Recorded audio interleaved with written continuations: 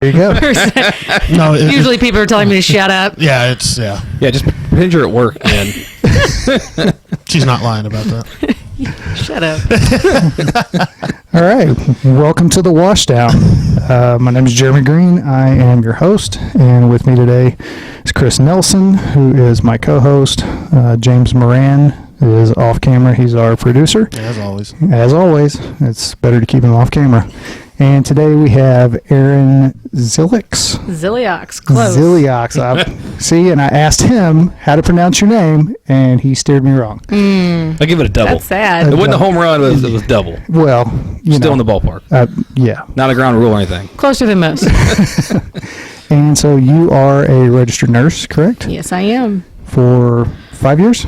Yes. Okay. Right at about 5 years. Cool. And what made you get into nursing? It was always a family thing.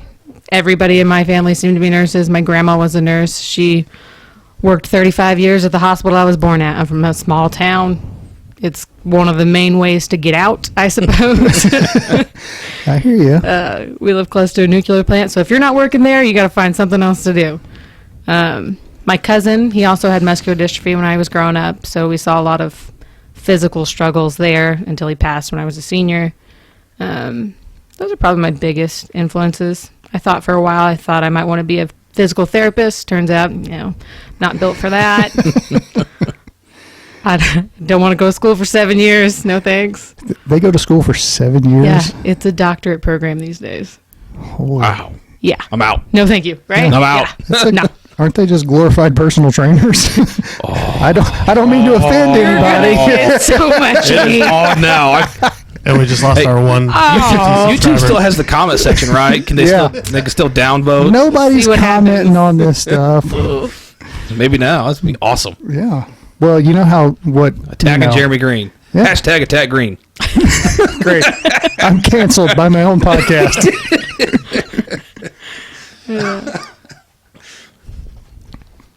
All right, so you went to New York, huh?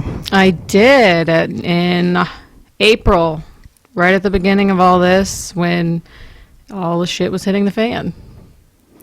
So what made you kind of decide to do that as far as do the travel nurse thing? Well, I had previously worked inner city ER for 2 years, got tired of that, decided to travel for a year, and that's basically a glorified travel assignment. I mean, you make a lot of money doing it, so I was like, why not? I'm already in this realm, might as well take my butt out there and accomplish something. So that was kind of the main reason. Really, I mean, money talks. It's bad to say, but it does. And I also had just gotten a new job at that point, and I had all these skills and certifications and everything, and I felt like I was kind of wasting that with everything that was going on. And I felt bad for my fellow EM workers that everybody's just getting the shit beat out of them. And I was sitting behind a desk at that point, I guess. So a little bit there felt bad for my friends and family. Yeah. So how was that? New York was rough. I mean, at that point, not much was known about COVID anyways. And I was in a unit. I was in an ICU unit. I am not ICU. I'm not ICU trained. I watched people die every single day. I was also not trained that you keep people long term, so I was watching the same people die slowly all day, every day. We worked every day, 12-hour shifts. I worked nights, which I was used to, so that was fine. But just not prepared, I guess, for that slow decline. I've worked emergency medicine. I don't slowly watch people die. You're either dying then and now or not at all. So that was weird. So that was pretty hard. Harder than I thought it was going to be. And you did it for how long? Only 3 weeks. And you were able to extend if you wanted to. And everybody's like, I'm going to. No, I had my calendar and I was marking down the days. Like, get me out of here. Not a fan. Yeah. Did they do anything to, like, any type of training or anything to prepare you guys? I mean, I guess it was so new. Nope. You made a phone call. They expected you there within 24 hours. You got there. They gave you an assignment. You went to work. That was it.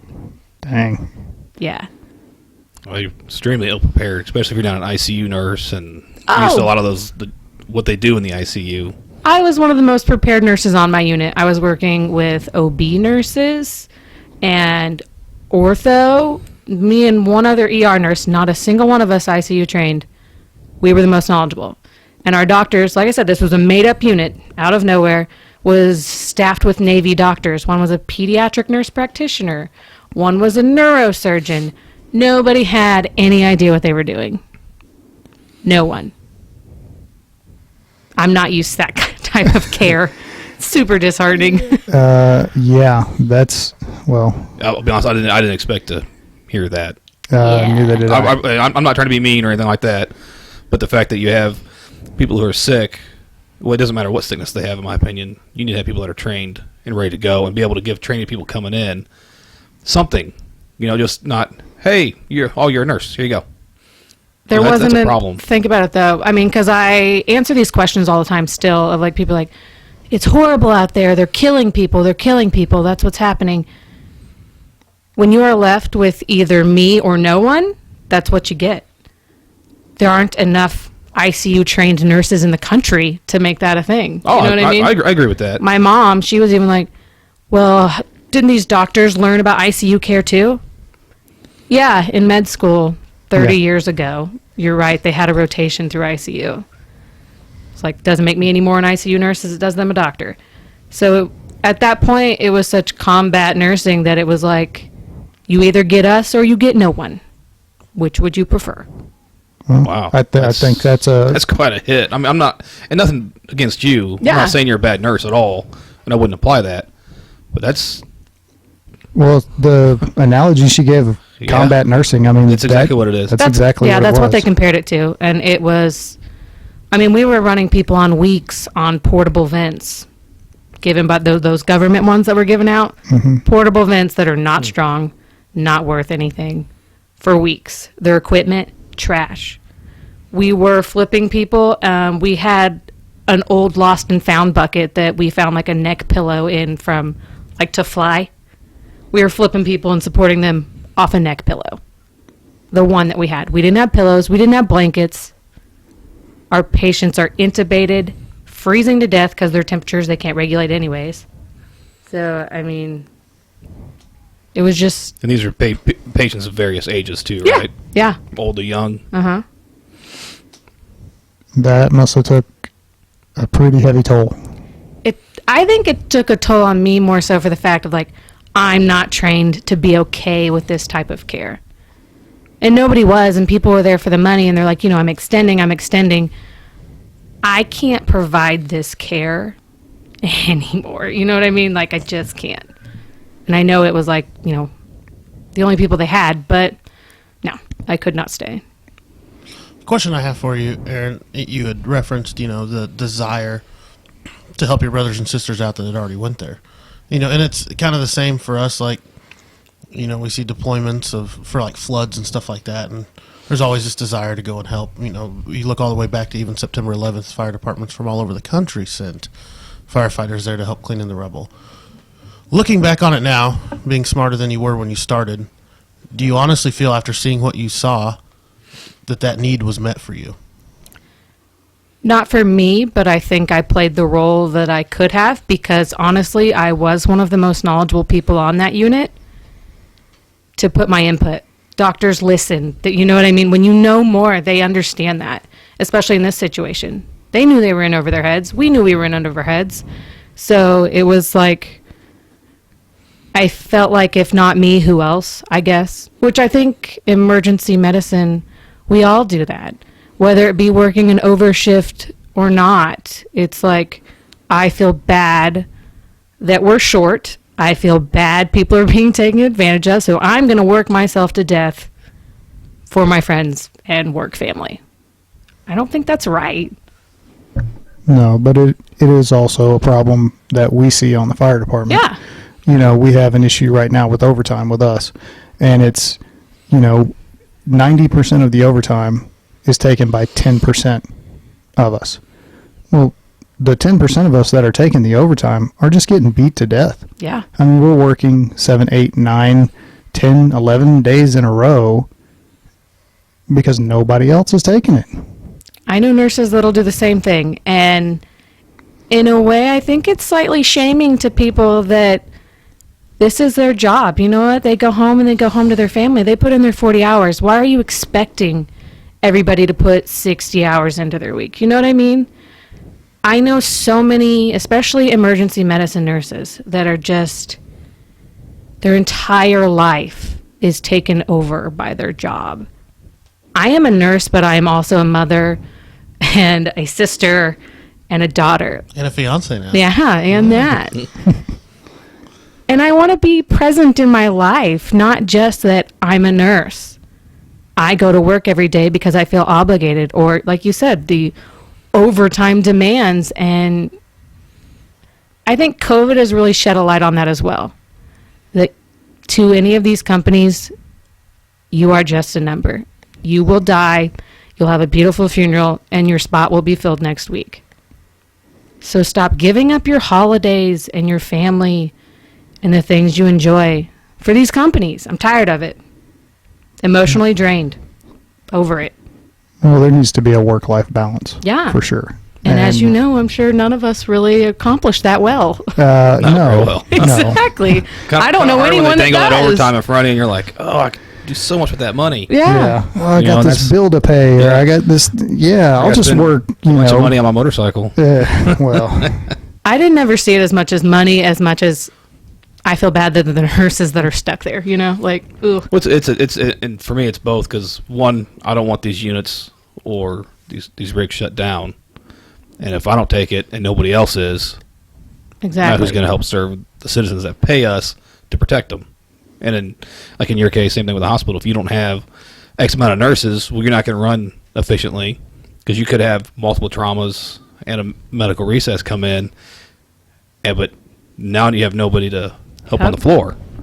You know, and the people who are already in rooms and might need to, need medicines or checked on or whatever. So it's a major issue. It's where you as a person and your morals come into play. But then, what does that do to you when you do go home? Exactly. So now you were in New York for 3 weeks, and you worked 21 days. We had 2 days off. You got to pick 2 days within there to take off. So yes, I worked. I assume 19. they couldn't be next to each other. Oh no, I took mine. They made rules after, because I was one of the first deployed. Well, we were the first groups there. After I had already picked my 2 days, then they decided you can't do that. I'm already doing it. I planned it the week I got here. No. So now when you weren't working, I assume they had a hotel you stayed at. Yep. And you couldn't leave. Nope. Because now you're exposed to COVID, even though you're taking your precautions. Yep. So you're in New York, which, I mean, one of the biggest cities on earth. You're Yeah. going to want to see stuff, and now you don't even get to de-stress in a way Yeah. of seeing something. It was all shut down. We were literally bussed from hotel to hospital and back every single day in charter buses. Turned into like a 16, 17-hour day because you are forced to go shower, get to your room, decon, go to bed. How imprisoning did that feel? Probably a little bit, yeah, you're right. But we also had a thought, we're here for a job. So friends of mine, like I said, that stayed for longer, I think it would feel much more imprisoning. I guess you're right. I probably did it that way. Like I'm marking down days like I'm in prison. you scratching stuff on the I wall. was doing my laundry in my bathtub. Like, Did you have a roommate, or were you in school? no, By yourself? Yeah, they don't put you with anybody. Completely alone. I never knew alone was so hard for me. Well, and that kind of brings up a topic we had talked about before you got here. You know this, Erin, like there was a COVID line of duty death, in fire departments. And part of the thing after me, I ran one of those, and the quarantine Yeah. comes after it. Now, most times you could quarantine at home, but I have a grandfather at home that I can't quarantine at home with, so our department put us up in a hotel, and I was there for 2 weeks by myself. It was miserable. It was not fun, and you were a good outlet that I was able to talk to through that. They did something similar to you when you came back as well, right? Yes. I think it was paid through the state or a company or something. Yes, we got a free hotel if your state required quarantine after returning from, you remember the big cities, they would require quarantine. So yes, I was put up in a hotel, and that was almost worse than being there. 2 weeks completely alone by myself in a hotel. Yeah, to just sit there with your own thoughts, you know? Well, yeah. I mean, you're home, but you're not. Yeah. You can only watch so much TV. Right. There's only so much drinking you can do. Yeah, so that leads us to the next part of the conversation. How'd you handle it? Drinking. Poorly executed coping skills that are not there. I think that's also common in all of our line of work. Everybody drinks. It seems to just be an okay thing that everybody's like, this is fine. When really, it's not fine. No, it's not. That's what, even when I worked just ER in the inner city, it was everybody drinks together. Everybody talks about it. Everybody casually talks about how awful they feel and suicide, like it's just fine. And we all drink together and it's fine. After almost most shifts. Yeah. It's part of that culture. And, I wasn't aware of that, from the nursing side of it. But, yeah, with the fire department. We do it too. Yeah. I mean, we get together. Hey, let's get blackout drunk and talk about work. Yeah. Well, when do you ever get away from it? Exactly. Never. It's an all-consuming thing, it feels like. So between working, yes, in the ER and then going there, it's emotionally, I think I was there enough that I was able to decide that I can't do this anymore. I felt ashamed about that because I've always considered myself a strong person. I've seen a lot of shitty, terrible things personally, my personal life and at work, and to me, it's just not worth it. And I don't know how it is for some people. And I know you guys have been in the career forever. How is that worth it to you? Like, why not go do something else that doesn't make you just want to die every day? Well, that's a good question. I mean, for me personally, I chose the career field. I chose to be a firefighter because I want to help people. Yeah. Now, that part hasn't changed, and I want to advance in the career field, and get further up and all that. What I wasn't aware of and what we're not made aware of is how to deal with all of the stuff that you see. All of the dead kids, all the trauma, all the secondary trauma, or losing brothers or sisters at a fire or through, COVID now. Yeah. There's not a whole lot of talk about how to move past that. And, I had to get to my own really low point before I came out the other side of it. And we've kind of talked about it on the podcast before. I won't rehash it. But for me, like I said, it hasn't gone away. I want to help people. Now, I know how to process all of that stuff. I went through some pretty intense counseling and got myself some coping skills. So I have a better tool belt that I actually use. But like the whole reason for this podcast is we could kind of spread that message and maybe keep somebody else from going down that same road that we went down. Yeah. Do you ever wonder if it's really just about coping, or do you think there's a maximum trauma that you as a human, like the human body, I just don't feel like we are meant to withstand that much trauma in your lives. I mean, we've all turned it into careers because that's what the human race has done, but when is that point? You really think just coping skills is going to keep you going forever? I think that's a good question, you know and I mean? a good point. And I do think the human body and the human mind has a breaking point, and you're just done. And usually that's right around retirement.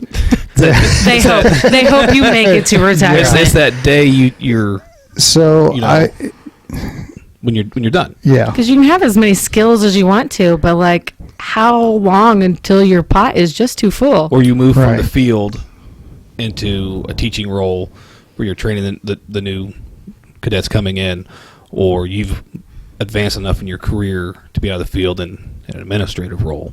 Right. That you're not being exposed to that same trauma day in and day out that you're seeing, whether it's a actual physical trauma, a mental trauma, or a medical trauma. So I'll say this. I think that you can handle more trauma than you think you can. Yeah. A lot more. I'll agree with that. It's our brains that get in the way because we're rational, reasoning, thinking beings, right? So if you ever watch a Discovery Channel or National Geographic or something like that, you think it's not traumatic for a gazelle whenever a lion almost gets it, and it runs away, and, they keep the camera on it, and it sits there and just shakes. Or the same thing with, so my wife is a therapist. She's a counselor, and she does a lot of equine therapy. And they use horses, and they talk about how the horses will, if there's a predator and they have a close call, how the horses will run off, and then they will stand and they will shake. And that's them basically processing. And once they get done, they run off, and they're fine. It's because we want to sit here and think about it and rehash it and go over it again and again and again. I see it a little different. I see your brain as an organ just like any other. How many medications can you throw at heart failure before medications aren't just going to do it anymore? Like, the organ is going to die. How long before you have used up everything you can throw at it? It's still another organ in your body that I think, traumas and stuff like that are kind of those things, just like medications to other organs. We are all still, like I said, it's still an organ in your body. As we all want to say, they're just thoughts. They're just bad ways to deal with stuff. It still feels like, to me, like a disease process that could take over. And one thing for you, Erin. I don't disagree with that at all. Yeah. It's can't even argue it. Yeah. Can't debate her. Boom. But it's the amount that's going in at once too. And let's look back, back in April when you left for New York, because you and I both kind of did this together. Look back at that last year, everything that occurred for both you and I. Mm-hmm. For me, my grandpa got sick, and I had to move him in, and starting the beginning of a divorce, and all the stuff with COVID, and you leaving the ER and transitioning into new careers, and you going to New York. But for both of us too, losing a family friend to suicide not too much longer before that, and how helpless was that of a feeling was that for both of us, as we had nothing to do. Yeah. We had, the only thing we could do was a simple pat on the back and support and love, and that's not our nature. Our nature is solve a problem, fix something. It, and there was nothing to fix. There was nothing to solve. Yeah. And we had to watch that train slowly derail, and you and I both couldn't do a single thing about it. I would say ER in general for me was hard at times, but you're right. Like that last year, what was it, 2019? Yeah. 2019 was rough, and I would say yes. We were both involved in a family friend, my best friend, suicide of her family member. And I remember just being there. I'd gotten off work at the hospital. I worked mid-shifts at that point. Got off work. She's like, we can't find so-and-so. Stayed up all night looking. I was just kind of dead to the fact, just like, this is not, went into work mode of taking care of someone. We will get through this. It's fine. And then morning comes and everything happened, and we found out what had happened, and he was gone. And it was a personal situation and a family friend, yet I felt like I was at work. I felt like emotionally I was not there. Like, yes, this is the family, we're caring for them. And then you showed up at the end, yeah, and it was weird to see a familiar face that, I don't know, I think I broke down at the end. As you know, that night, I had a lot to drink. That's how we cope with things. We went to a bar, me and James. And I spent the morning cleaning vomit out of my truck. yes, you did. My neighbors called the cops on him. Poor coping mechanisms. But at that point, I think I realized just like, this is getting into my personal life. Like, trauma happens anywhere, and I just don't deal with it well at this point. Not necessarily like physical trauma, yeah, the emotional trauma of it. I was not handling it well. And I felt ashamed. I felt very ashamed because I'm sure in your guys' line of work too, same thing. People that have done it for years are just like, get over it. It's fine. You're going to see much worse. This is going to be, And it's like I said, I don't think I'm a weak person. And are you really that strong that I guess none of this shit bothers you? Is that the deal? Well, and we've kind of talked about it before, but everybody handles it differently. I mean, what is traumatic to you may not be traumatic to Chris. It might tear me apart. Yeah. But, that's the differences that make us human. And not everybody is suited for every line of work. And it takes being self-aware of that, of going, you know what, this is really affecting me. I need to do something else. Or, I can't stay in this situation. Let me go over here and do something else. I feel like it's been turned into, though, like a shameful thing. Oh, it definitely has. 100% shameful that this may not be the thing. They can't cut it. Yeah, you can't take it. I don't want to take it. How about that? Well, it's hard to admit that, too, because of that. Especially in the field, whatever field you choose. You don't want to be seen as a weak person. Or especially, too, if your family's all done it. Yeah. So-and-so and so-and-so and so-and-so and so-and-so we're all nurses in my family. I have to continue the line. Yeah. So not only is you're putting mental stress on yourself, not only let yourself down, but your family down. And we see a lot in the fire service, generation after generation serves. 100%. Yeah. And it's, in our career fields, it's the culture. Like you were saying earlier, it's, you have some salty vet or some ER nurse that's been doing it for 30 years. Oh, it ain't that bad.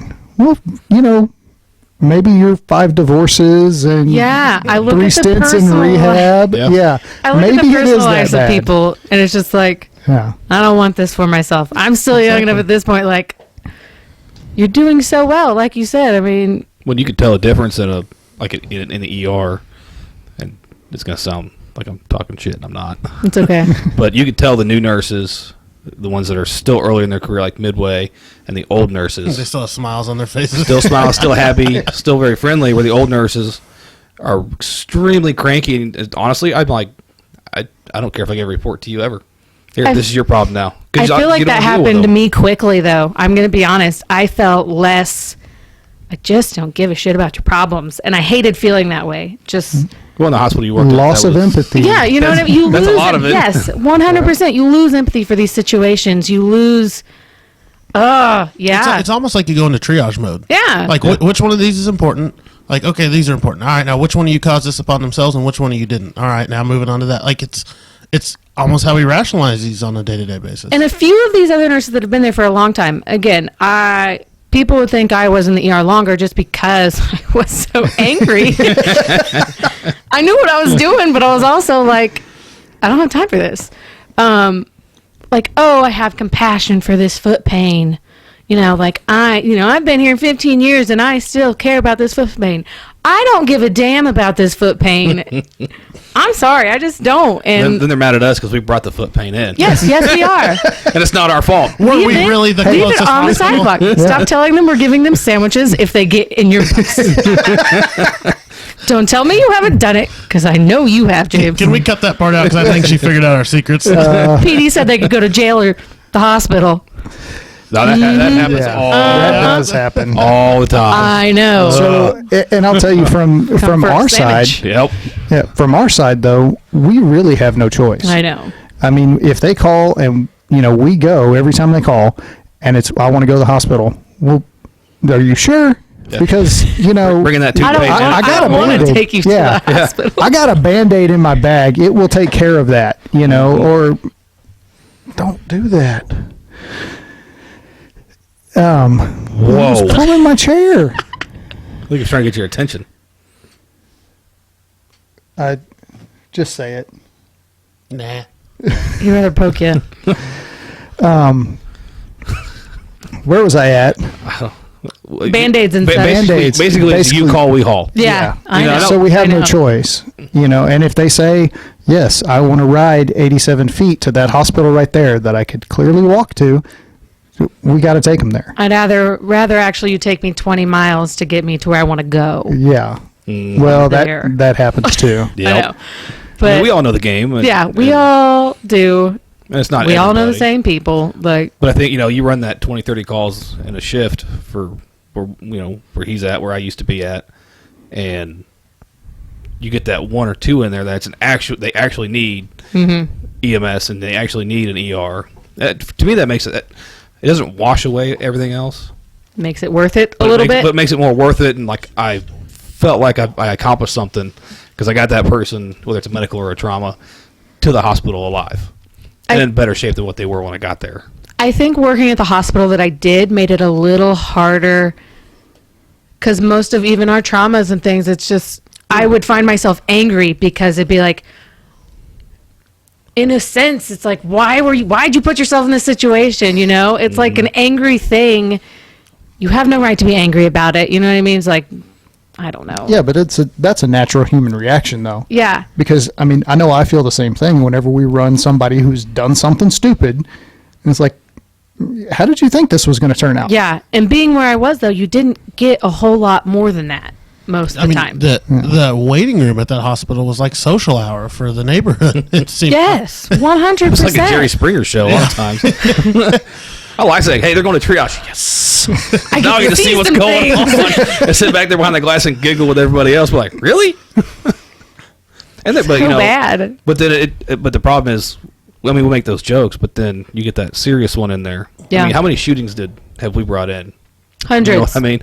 And that we've run, and it kind of takes that empathy away from somebody who really did do something to deserve to get shot. Yeah.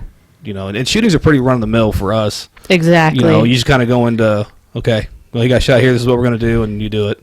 Pretty basic. Yeah. It's pretty standard on the response, but And with your particular hospital, too, it's one of those things. I get exactly what you're saying. You just become so numb to it, and just when you get caught sleeping, that firefighter comes in, Yeah. crushed, or that cop comes in, shot. That's something that tears you apart. Like you said, you've been coasting through here, numb to all these strangers, and then something terrible happens. Just like, damn. yeah, you recognize somebody, Yeah. somebody or somebody who's gotten Sometimes close. even just a regular that like, oh, shit. Like, Yeah. I actually like this one. yeah, what? So that's what happened to Bob. Yeah. Some of the regulars are great. They're just drunk, Yep. Some Some very pleasant ones. Sometimes their HIV's acting up. Yeah. Acting up. Acting up. I'm Rest gonna in miss peace, I'm gonna that miss girl. her. I'm gonna miss her a lot. I liked her a lot.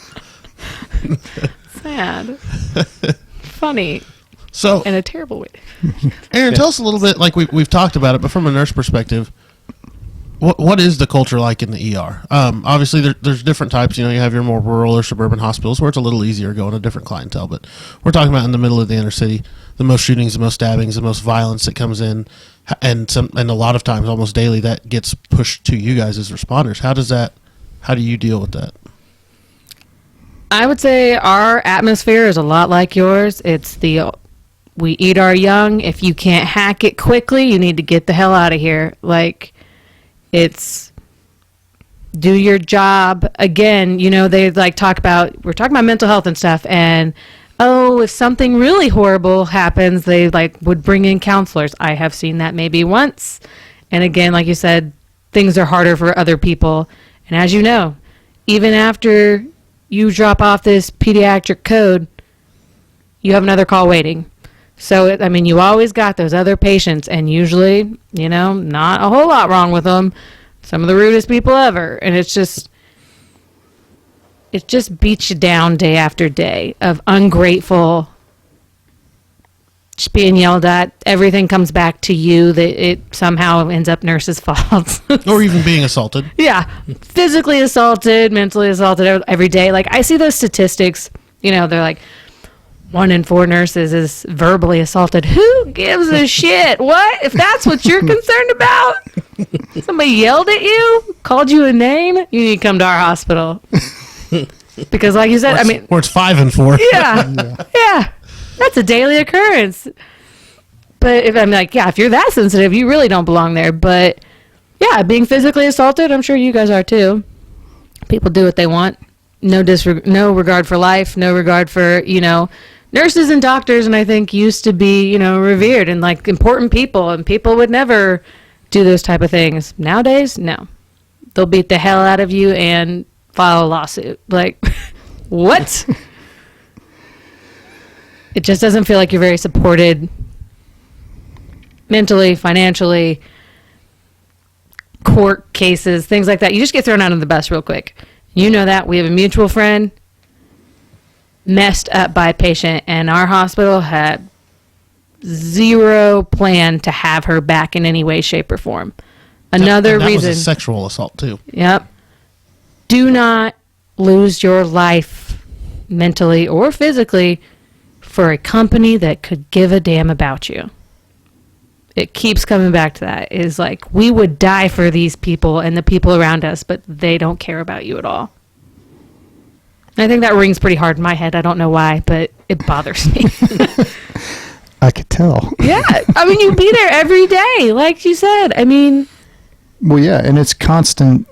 From what you're describing, it's constant abuse. And like you said, you might have that one call that's really kind of rips you up. But then there's no time between that call and Joe Schmo in the next room who's just a jerk, or, the crackhead or whatever in the next room that wants to take a swing at you or try to stab you with a needle or, I mean, it's, for me, the thing that I keep hearing, and we kind of talked about it on the one that we shot earlier, is there's no time.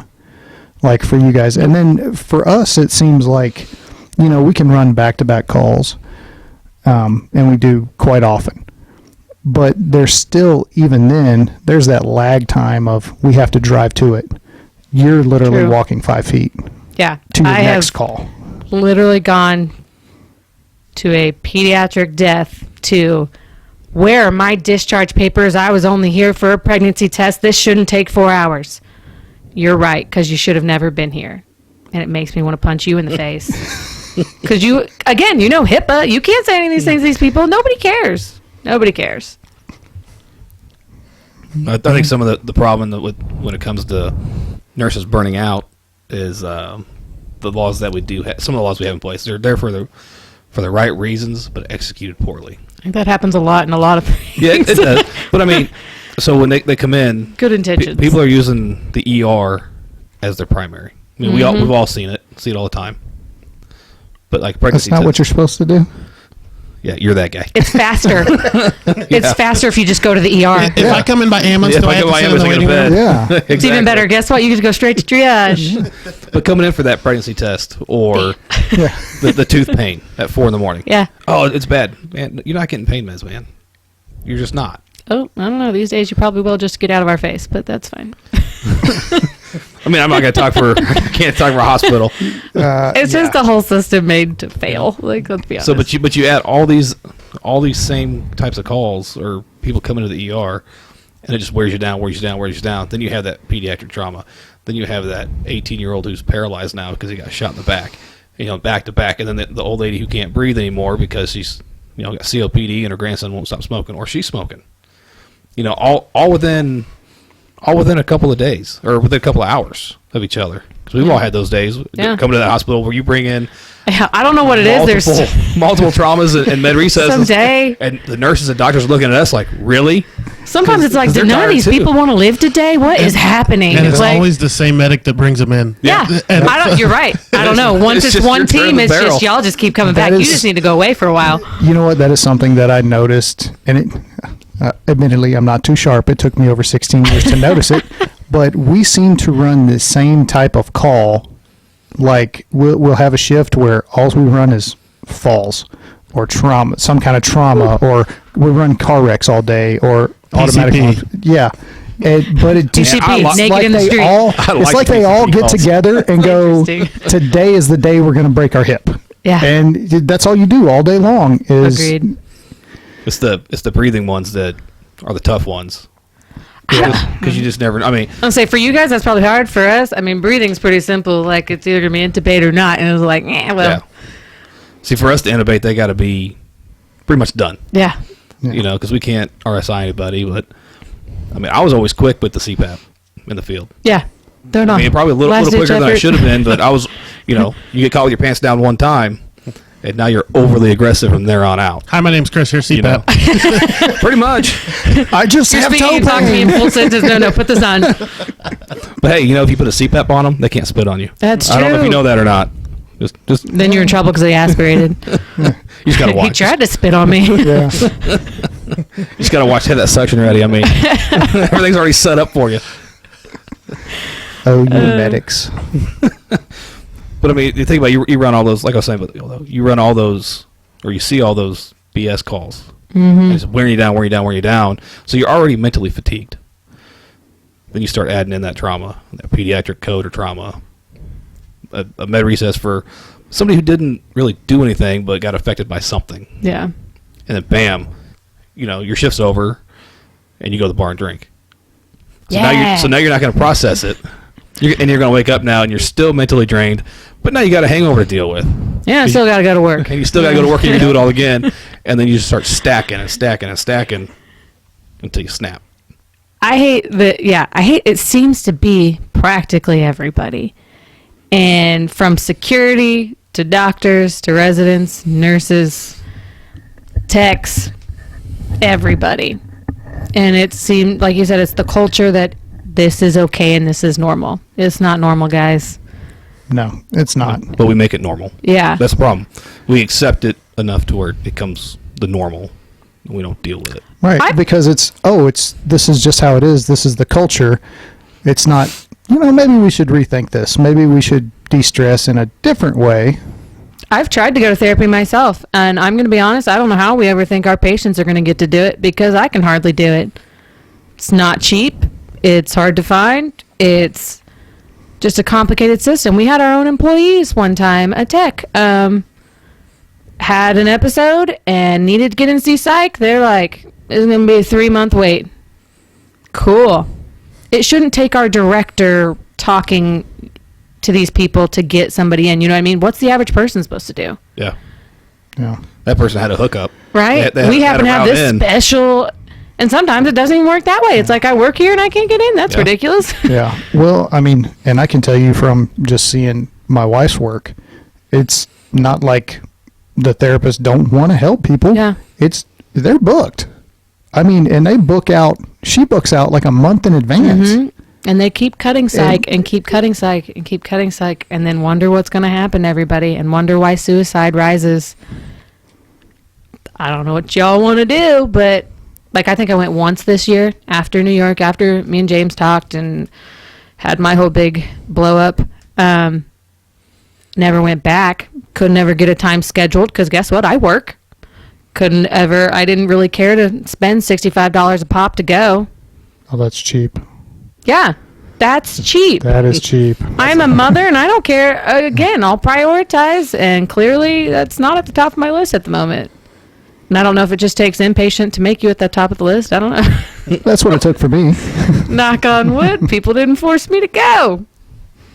But Yeah, I didn't have a choice. I've done that to people too. Yeah.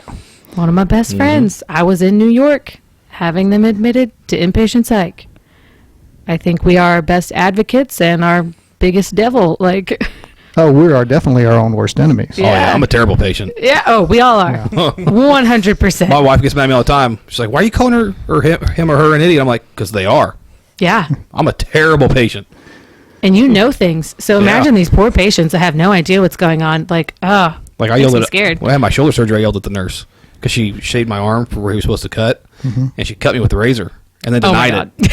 And then denied it. And she already given me Versed, so I was kind of in and out, but I was high enough to still be a jerk, and I was. It doesn't take you being high to be a jerk, Chris. Just put them out. Just put them out completely. I had no End it. control. I had no control over my attitude at that point. I was like, "You're the only one that shaved me." Of course, enough to get in trouble. And Yeah. I felt bad when I woke up. I apologize.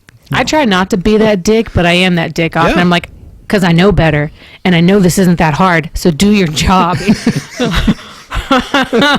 I'm so sorry. I hope we never run her. Yeah, be nice. Let's just go turn around and walk back to the rig. Be like, nope, she's got it. She's fine. She'll be all right. Walk it off. Or walk die, it off. whatever. It's a robot test. Yeah. Here's a stick and some gauze. Yeah. You got it. Figure it out. Check that blood sugar first, though. Oh, absolutely. On everybody. Everybody You're gets not diabetic? I don't care. Come here. Yeah. Ma'am, do you know what day of the week it is? How many quarters make $1? Oh, 7, close enough. Who's the president? That's always a loaded one. Yeah, I don't ask that anymore. No, I don't want to know because I don't want to have this conversation. I'm going to miss the next 4 years because for the last 4, it was always, who is the president? And you just get this, like, it was either, by God, it's Trump, praise America, or just a death stare. Donald J. Trump. Like, you either get the whole shebang or fuck that man. Yeah. But definitely coming back from New York and being alone in that hotel, being there with your own thoughts. Like you said, not having coping mechanisms, I suppose, but there's only so much time you can spend 24 hours a day. I'm gonna be honest, I was drinking and taking sleeping pills just so like I could sleep for longer periods of time because I just didn't want to be awake. Little Jimi Hendrix action going on. Yeah. And that's one of the things that it kind of boggles my mind of lack of foresight because, whenever you have a situation like that and basically you were deployed. So we'll use it in a military term of, you're deployed. That's what they kept comparing it to. Yeah. And you come home, why wouldn't they have, some kind of mental health, like decompression of, everybody that comes back, okay, you need to go talk to somebody because what you saw we know was terrible. Why wouldn't they do that? Because it was ran by the government poorly, and they had no idea what they were doing at the time. You could have stopped with ran by the government. Yeah, that's. They sent like 25,000 nurses to New York, all from around the country, and they just said, "Good luck." So when you came home and you were in that hotel, were you the only one, or was there a group of you? Oh, I have no on the idea. floor? I wasn't really allowed to leave my room, and they treated me like I had the plague. Like, they did not want me leaving my room at all. There would be times I would just like sneak out and go drive around in my car by myself. Because there's just nothing to do. Nothing to say. It was so bad for no reason, though, I guess. But Well, I mean, I'm not gonna lie, that sounds terrible. yeah. I want to go outside now. I'm gonna go do some fishing here in the wintertime. Yeah. Yeah, that's. you're right. And then they just release you back to your normal life. Like, Hey, good luck. Good luck. Have fun. Well, that was going to be my next question. If there was a group of you, I'm surprised they didn't do like a group session or something, or a Zoom session. Talk that way to somebody. This is why they should have had it set up because it goes back to what we were talking about a while back about. I think even hospitals are reactive and not proactive. Oh, 100%. Nobody cares until after it happens. They're like, Yeah. Then we have a big the push for a 800 few times months. people have told us this could be bad. Meh.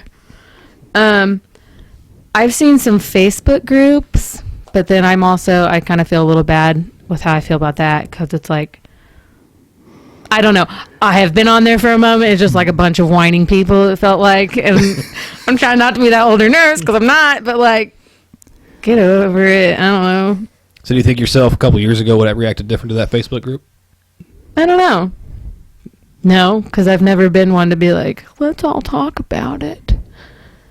Because no, that group from coming back Well, was just like, I just threw it out there because you brought up the group. yeah, I don't know. It was weird, and I didn't want to be there, so I definitely did not do that. Oh, I can't blame you. Leave group there. Like, Yeah. Well, and a lot of people don't do well with that type of group or group therapy type thing. In fact, most people like to get real true healing and growth. It's a one-on-one, process. Because what tends to happen in groups is you sit there and you just rehash.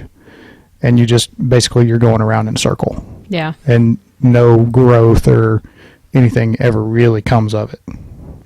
So unless it's, inpatient, and then No thanks. yeah. I've seen how people go with that. Nobody's described it real well. And we've done it, and my experience was like, no, these people are crazy. Oh, Like, 100%. I still couldn't ever rationalize me being there, and I still don't know if I ever have or ever even will. It was I highly doubt it. I'm sure you will always feel like you did not belong there. Like, this is...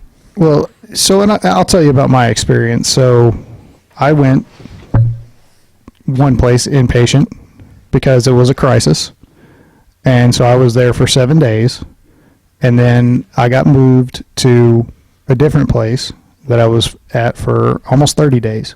Wow. The second place that I went to, though, was specifically for firefighters, police, and military, because we have our own brand of dumbassery. We don't have that. Yeah. No one cares about special nurses. We can be there with the run-of-the-mill issues, Yeah. I'm going to say. As long as you give me a robe, I'm okay.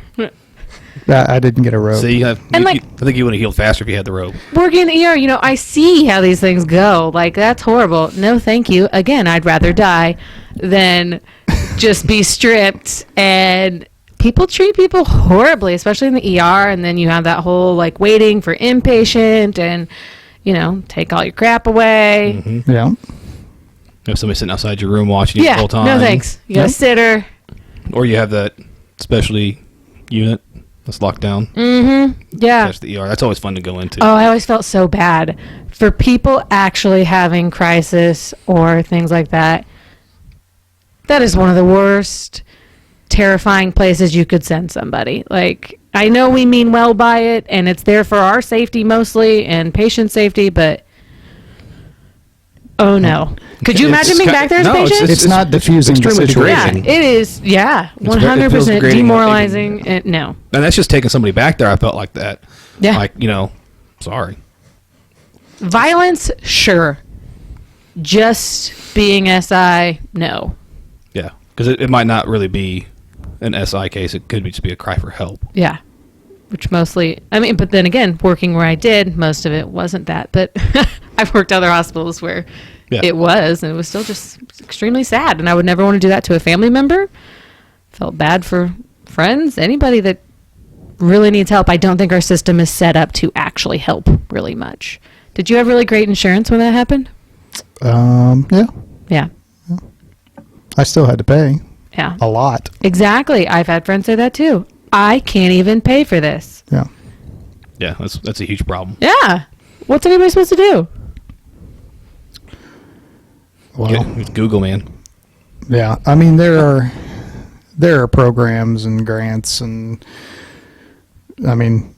ways around it, or you can do what most people do: just don't pay. Yeah, that's not really Yeah, it's gonna not an go. option for a lot That's of not us. an option for me and the way my credit's set up and such. But Yeah. But I mean, Things you want to do in the It's- future. right? yeah. So, but I mean, that is, people do that, and then you see it coming into the ER. Do you think all those people are paying their ER bills? Oh, never. Because they're not paying their ambulance ride bills. I can tell you that. Got that free taxi to. Yeah. emphasis on the ride. That's Yeah. all it is Yeah. a ride. I think Yeah. we should, That free Uber, yeah. We should definitely. Uber on credit. People ask me that all the time. They're like, how do you have regulars that are in the ambulance all the time? Like, Oh, honey. I said, you have no idea. I said, do you think you care how much an ambulance costs when you don't have an address or a credit score? What do you mean? Yeah. You can send that bill to 901 homeless. Like, when you're not worried about anything, the world is your oyster. Like, a lot of doors open up, Maybe they're doing it right. Who knows? I don't know. right? Yeah. We're all stressed out about I'd our like to credit think I could scores. do it right if I had to. Yeah. So after you hit your bottom or whatever decided to get you to start being healthy again mentally, what made you decide to stop doing? Hang on. All right, tag. Why'd you quit drinking so much? Yeah. Why'd you quit? I was trying to be It nice all about it. came, and I hate to say it, but it had to do with getting out of EM. I'm going to be honest.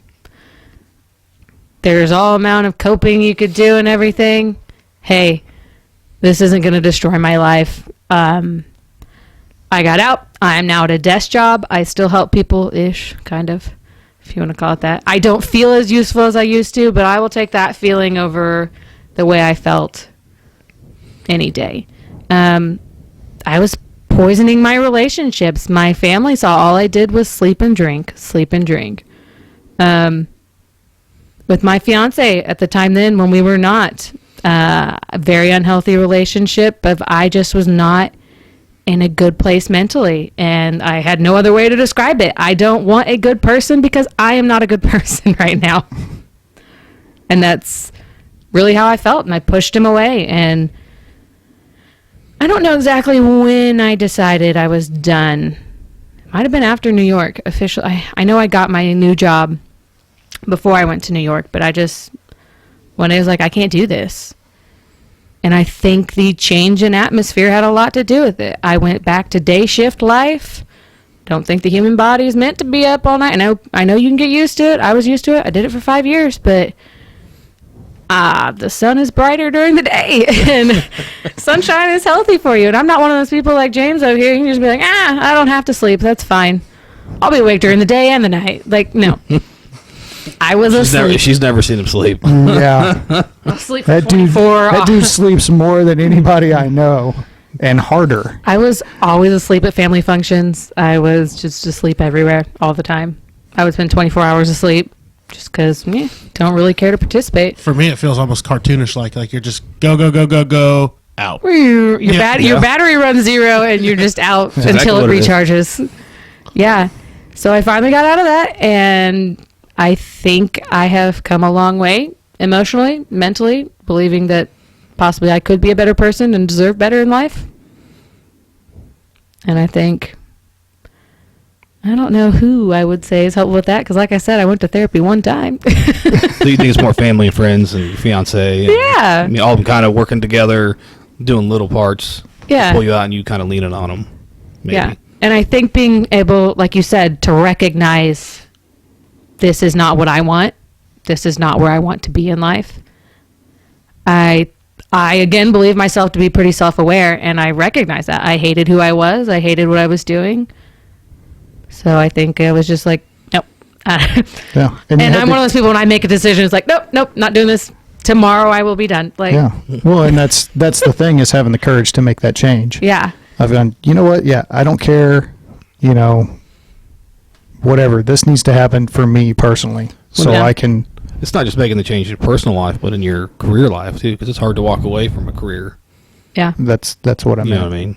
But you have to make a change in your personal life as well. And It's doing both. I You know hate what the I thing mean? that also, like, nobody gets paid very much doing these very traumatic, awful jobs. Let's be honest. Y'all don't get paid as much as you should. I get paid more now than I do as an emergency nurse. Yeah.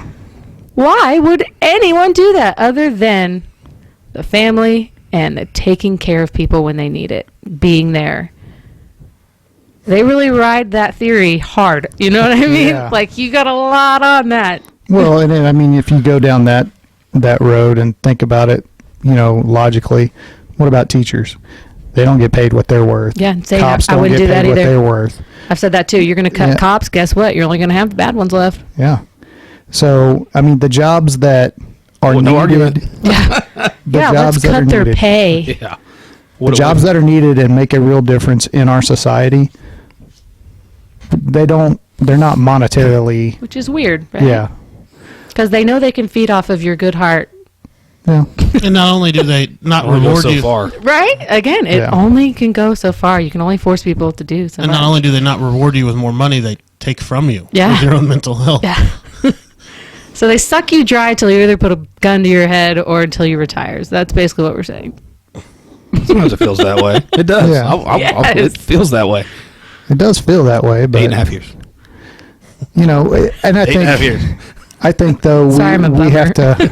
we have to take a little bit of personal responsibility on that, though, of letting it become, and I know we've kind of talked about it a little bit, of letting it become your whole identity. Yeah. And I think that's where it starts to become a problem, of whenever you're just all about a nurse But like or I said, all about a nobody's taught firefighter. any of these things. No, they don't. And Not the from conversation. school, not from nope. No, the conversation, the pep talk about mental health that we got whenever we went through the academy, and he sat right behind me in the academy. We had this crusty old captain who was one of our instructors, and he goes, Yeah. all right, you're about to go out in the field. And this is on the first day of the academy. He's like, here's the one piece of advice, the only piece that you need. You take your feelings, you put them in a box, you put them under your bed, and you don't bring them to work. And you can have them Great. back when you get home. I thought you were going to go with know your shit and throw a ladder. No, I wasn't going to go with that. Do you remember that one? Yeah, that doesn't apply. That doesn't apply to mental health. I mean, I guess it does, but I was like, is that where he's going with this one? yeah, no. All I remember in nursing school or training was they just say, take time for yourself. The hell does that mean? Like, Yeah, I'm going to need some elaboration on that. and you're also not ever going to give me time off to do any of that. Yeah. So I don't even remember in nursing school anybody talking about how you're They're just like- going to be used and abused. They say take a vacation. You're like, with what goddamn money? I have no time? money. I have no time off. We're short already. I don't know what you're talking about. Yeah, You got to work overtime just to pay your bills. yeah, Seems Yeah. like. Yeah, and I still technically a single mom until the middle of this year, but yeah, and I know a lot of people that are like that. Number one, because we have a really hard time maintaining relationships in general, but so yeah, a lot of single parents out there. How is anybody supposed to I mean, I think take the care of themselves? the divorce Yeah. rate for nurses is just as high as ours. Oh yeah, Ridiculous. That and we all tend to kind of marry each other. everybody's Yeah. marrying each other, cheating on each other, Yeah. drinking together. It's a round robin. Also, another thing I did not want to be involved in. I can't live in this life because yeah. I don't want that. Yeah. You see it all day, every day. Yeah, you laugh. There's maybe 3 bars in the metro area that open up and serve beer at 7 a.m. And you walk in there and it's scrubs and uniforms. Yep.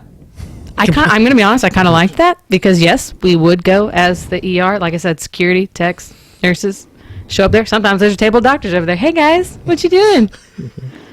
Bad night for you too? Yeah. When we used to go to the West Bottoms and that place, yeah, there would always be other hospitals there.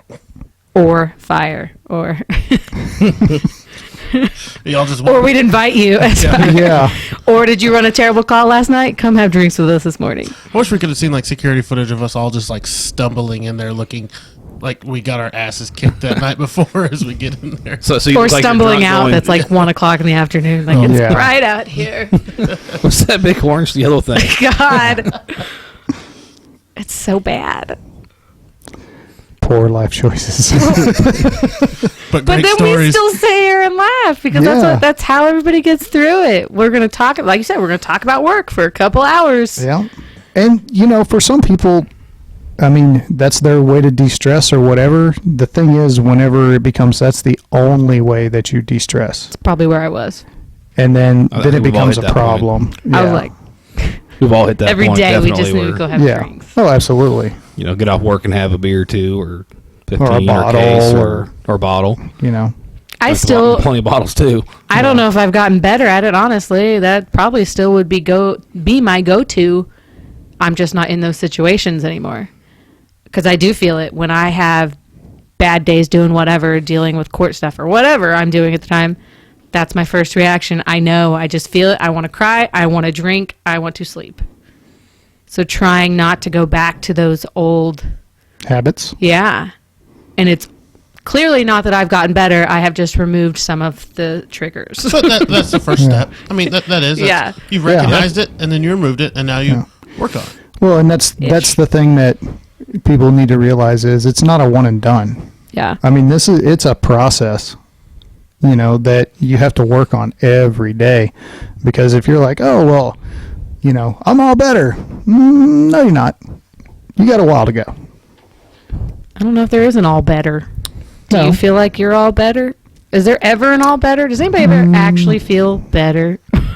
Well, I will tell you this. I feel a lot better than I felt before. Yeah, but I don't think you're ever 100%. No, it's like I said, it's a Trash. process. It sucks. It's a process. And if you like me personally, I work on it every day. And I make sure that I don't make the same mistakes that I made in the past. And I don't do the same things that I did in the past. I have new hobbies and new things that I fill my time with, and spend your money on. spend my money on. See, round robin here. Then you should go back. Now I gotta work more. Yep. I gotta work overtime to pay for my hobbies. Yeah. Like the woodworking stuff we've been getting into. But I mean, my wife and I argue, but the woodworking actually been really good for us. Yeah, we do projects too. I love projects. Her and Pinterest, man. Don't roll your eyes at me. Ugh. Trying to build a table. It's not going to. I'm about to take the hammer to it. We built a table too. I bought a house this year, so a lot of like home stuff we've been doing and painting and rearranging and doing all kinds of stuff like that. That's If car shopping with you is anything like anything else with you, then I will pray for your fiance. I did a great job. Thank you. Did you yell at that guy too? No. That went very smoothly. Again, I'm not a take shit type person. He's like, well, here's all of our warranties and stuff. I said, no, that's shit. You're never going to pay for anything. You'll weasel your way out of it. So you were mean to him. Do you consider that mean? Actually, it was a friend of ours' uncle. I think that's just honesty. Yeah. I think. I'm not I mad don't at know. you. I'm honest to my core. Don't. Definitely not mad about that. All right. Well, I think we covered a lot of ground today. Is this the episode that gets us all fired? Sorry, guys. I hope not. What I'll do is I'll pixelate all of our faces and we'll put it up on YouTube in like a different, completely unrelated channel. Nursing's really fun and we're really well taken care of. Yeah. Nobody believes that. Let's say I still like my job. I still love doing what I do. Good. Even though I'm tired. See, I feel like I'm too young. I've said that many, many times. To you, I've said that, James. I'm too young to be as angry as I am and not okay with what I'm doing. Right. Still haven't figured out where that leads me, but Trying to control that anger is the hard part. And Yeah. But, like I said before, you're self-aware enough to know that you needed to make a change and you made a change. yeah. So, and that's the first step of many. So, thanks for coming on the show. Thanks for sharing. Thanks for having me, guys. Yeah, we we really appreciate it. So everybody have a good one. We'll be Take back. care.